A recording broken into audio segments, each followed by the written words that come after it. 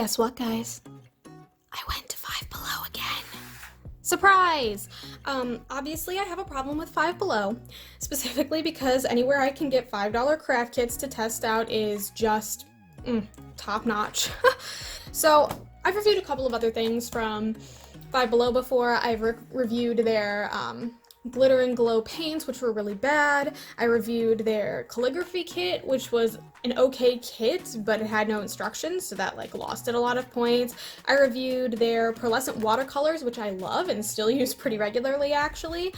And now I think it's time to try something wild, much like the balloon kit that I evaluated. That one was really good. It had some really solid directions, and I was wondering if this origami kit could do the same thing.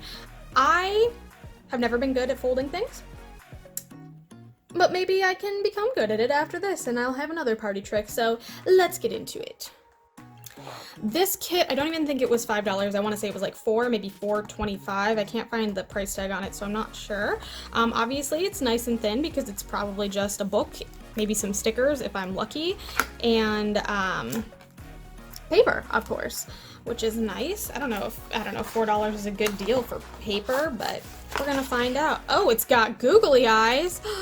That's so exciting. I wonder if those are like, they might have the adhesive already stuck on them. That's exciting. I love that. Okay, 10 out of 10 for googly eyes. Loving that. Also, a fully colored book. That's really nice. Let's see. We got some options in here. An acorn, a cat, a bear, dog. Part of me wants to like try something simple just to kind of get the hang of what the directions are like, and then maybe I will move on to something a little more complicated. Like, oh my gosh, look at that rabbit. I do not believe I can successfully create that, but oh, or I can make another dinosaur and just go full-on dinosaur on this channel. Okay, alright, I think I'm going to take a look at some of these pages, decide what I'm going to do, and I will come back and walk you through one of the easier ones, one of the harder ones, and then I can tell you, you know, what my final thoughts are.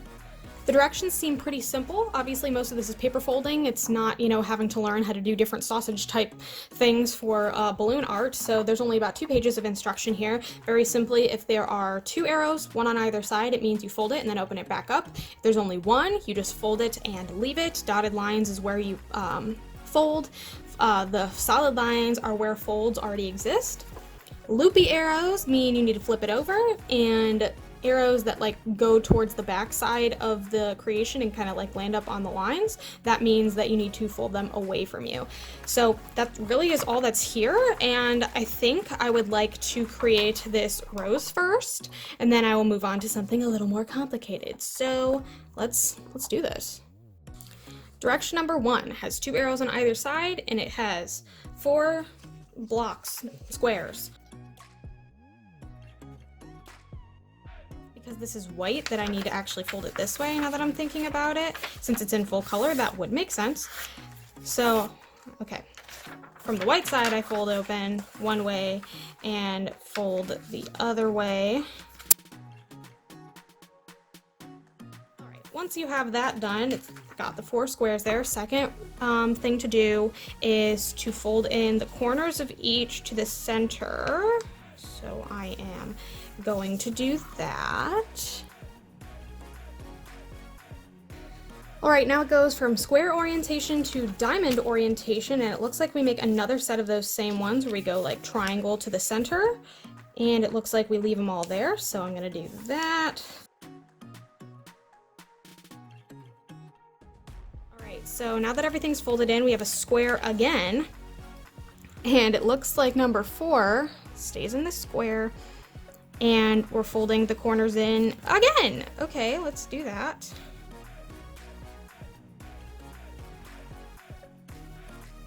Okay, I also don't love that the directions are now like staggered out of nowhere, so now I have to check for the numbers. Okay, so 5. There's tiny triangles in there. I'm gonna zoom in and show you the directions. So here we've got tiny triangles, like in the corners, like these little bits, and at the diamonds they're folded out so that it makes a shape like this.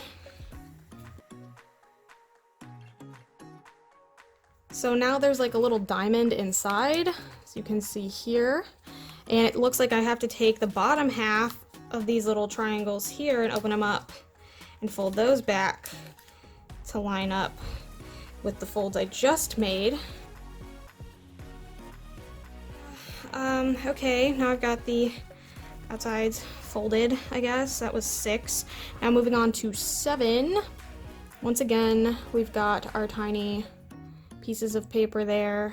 We got a square in the middle here, and it says that we're taking these ones and opening them up also, so that we reveal the white, which is accurate. It does look like I can see the white there. So pop that open. Right, and now what looks like we are diagonal here and flipping that around the back. Oh, to make it like more of a octagon shape. So we take these top corners and just fold them behind. I guess this looks like a rose. Yeah, it does look like the picture. And it does give you the leaf tutorial on the very next page, which is nice. I want to do the flower because you know me, I love flowers. Everything is all flowers all the time here. I'm assuming then we would just, you know, kind of fluff up the innards a bit to kind of make that rose shape, and ta-da! I have made an origami rose, and it has its own legs. Convenient. I am going to follow the leaf tutorial kind of off camera and just kind of add it to that because I think it'll look better if I put the leaves on it. Okay, so I finished the leaves, and you might notice I have a pretty major critique about that. In this image here, you can see the leaves are proportionate to a relatively big rose, so it's a big rose and tiny leaves, but that's not the case, obviously. Look at how giant these leaves are compared to this rose. And I went through to like see if maybe there's like a different size of green paper that I just used the wrong one, but no, they only cut one size. So unless I was gonna, you know, chop this into a different size, I couldn't create the image that's actually in the booklet. So I don't love that. I don't think it was terrible. I think obviously the leaves were a lot easier to figure out, and I think in this one I learned a lot about, like, this one was kind of a difficult one to figure out. It looks like it's gonna obviously like fold in half, and I wasn't sure exactly what angle it ended up having to go at, so I ended up having to use this image here to kind of determine like exactly what shape this needed to be. So I think that the images are very helpful, and especially because like you can see like this has the line here and I have the line here, so obviously I was doing it right.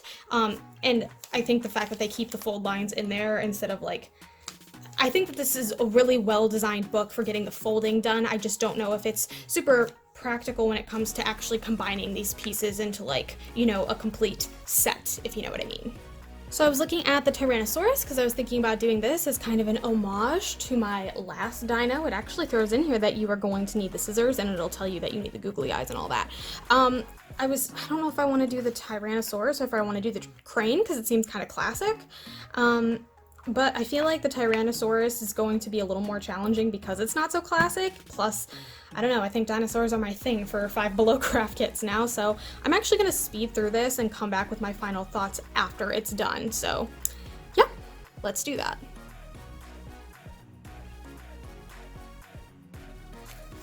Alright, let's talk about this travesty of a dinosaur. I'm like frustrated because I'm grown and this should not be too difficult to read, and out of nowhere, and I even had to go back into the directions and check in some others, they started adding in new symbols that I didn't recognize, and it stressed me out. For instance, here, these like thick white ones are not described anywhere in the directions, and I had this feeling it meant that it was supposed to be tucked in, but there was nothing to tuck. It was already folded in that way, and then it had like this thing, which, what does that even mean? And it looked like I had to unfold the paper and fold it back out the other way, which was fine, I guess, but what got confusing is mine wasn't triangular shaped. I'm actually gonna deconstruct him a little bit and kind of show you what I'm talking about. From this simple shape to having folded in these sides here, which was fine. It was very much like the leaf, and then it said to fold this bottom portion in towards the center, which is great, and then it does in fact look like that. Now this, after checking around and trying to figure it out, meant that I had to flip this inside out, and when I did that, it's square. Like, this is a flat thing, not triangular like it would indicate up here. So it was exceptionally frustrating because I couldn't figure out where I was going wrong, and I kept trying to fold it and refold it in different ways. I think it was nice that it kind of like built up to whatever this was, but if you're going to start adding in symbols, you really need to have some sort of direction for that. I can imagine children getting really frustrated with this. I'm an adult and I got frustrated with this. I don't think he was hideous by the end, but he just required a lot of efforts to fix up, and he doesn't stand like at all. Let me redo his head. And his arms, I had to cut in half and like fold up to like make his little T-Rex arms, which was fine. Where it didn't get so fine is that the center bit was folded, so I had to like cut up that again. Otherwise, I got like 3 pieces of paper on one side, and it, I don't know. I didn't like doing the T-Rex as much. And obviously these are not supposed to be there, and the backside's a little too big. I don't know. I don't think either I did something really wrong or these directions are not good enough. The other thing I kind of wanted to toss out there was the paper available. So in here, even on this sheet with the rose, we have this pink butterfly up here, this pink heart. I think the bunny is also in pink, wherever that is. I think it's this page. Yep, so he's got like pink on the inside. There's no pink provided at all. These are the only colors. I don't understand why they would give us the illusion that we could make things in pink if they don't provide any pink at all. That was kind of odd. I like that they gave the marker. The eyeballs are sticky backed, which is nice, so you don't have to like glue them on yourself, which is really child friendly.